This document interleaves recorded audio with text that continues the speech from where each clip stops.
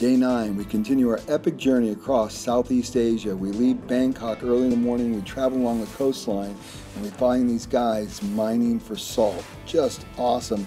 We stop, Tony gets into the action a little bit, tries it out. Not so easy. These guys are hard workers. They have a little store on the side of the road where they sell salt. We buy a little bit to try it out. It's supposed to be a lot better for you, more minerals and nutrients in it. Tastes like salt to me, but hey, what the heck, it's supposed to be good for you. I find this amazing dump truck bicycle. Check this thing out. Dual shocks, you have dumping front end, nice spokes on the rims. I mean, this thing's got it all. But where we're headed is the floating market. So we all load into our longboats and we got to weave our way through all these canals, hundreds of miles of canals all along the shoreline, and we're on our way to the floating market. It takes us a little while. We pass by fishing villages and other boats. Very interesting. These boats are hauling. They have like V4s. I put the drone up, come right down onto the floating market so you can see where it is and get a great perspective. Now look how packed these canals are. Everyone's trying to find something interesting to buy or eat, because look at this lady cooking bananas with a fire on her boat. Crazy.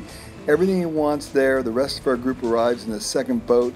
We go on shore and we look around and we walk up and down the canals, and I do a little time lapse. Check out this corner. This is crazy. No signals and everybody negotiates it perfectly. Woo! Pretty close there. It's just awesome seeing what's going on here. And everything you want to eat is there, from squid to pancakes. You name it, they're making it. Boats full of fruits and vegetables, you name it, you can get it, including a photo op with a python around your neck. Now this guy's my favorite. He's cooking my favorite Chinese type food or Thai type food, puts a little bit of everything in there. Guy pulls up in a boat, hands him the money, and off he goes. The canals are packed with people. It's just the most interesting thing I've ever seen. Watch this girl. She's going to hand the food with a basket over to the customer.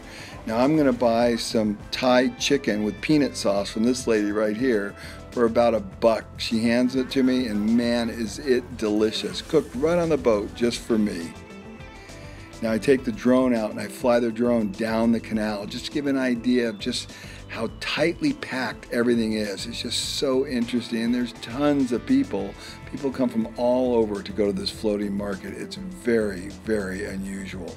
Next stop, a coconut farm, and Ray explains how the coconuts are harvested and how they grow in this pod, about 10 coconuts in a pod at a time. And then if you scrape the coconut out of the inside and you squeeze it, you can get the milk out of it, and they sell that. Now, of course, we have to have some coconut water, and it's just so delicious. And then we have the flying squirrel that does the backflip. These people have the craziest animals. This dog with a ponytail, and then, of course, a nice 10-foot python if you want to get your picture taken with it. But this guy's pretty cool. He pulls them out and lays them on the floor, and he's pretty cool with all of us. He doesn't get too uptight. We play with him a little bit. I get to pet him. It's just beautiful, beautiful, beautiful snake. But he's got one thing on his mind, and that is getting back in his cage. He says, you know, these people, they're okay, but I'm going to go between Dana's legs, and I'm going to get back in my box, like right now, in a New York minute. Now watch how fast this guy moves. Oh, of course, a little time lapse, but that's okay. He knows where he's going. Then out to the Gulf of Thailand to see the macaw monkeys and plant some mango trees. So this is a big wetland area where they do a lot of farming, rice farming. And so we get in these longboats again and go out into the Gulf to kind of see what that looks like, where the Gulf meets the rivers as they go out. And when I put the drone up, this boat's cruising down the river at about 30 miles an hour, and I pass them. The drone is amazing how fast it is. These boats are fast, but the drone is faster. Here I go, right past them. And then I'm going to come up with the drone, and you're going to be able to get a good perspective of the waterway and then the Gulf coming up and where the fresh water meets the salt water. That's a little fishing village up there on the left-hand side. And there you go. There's the Gulf of Thailand. You can see the blue water with the salt water and then the fresh water.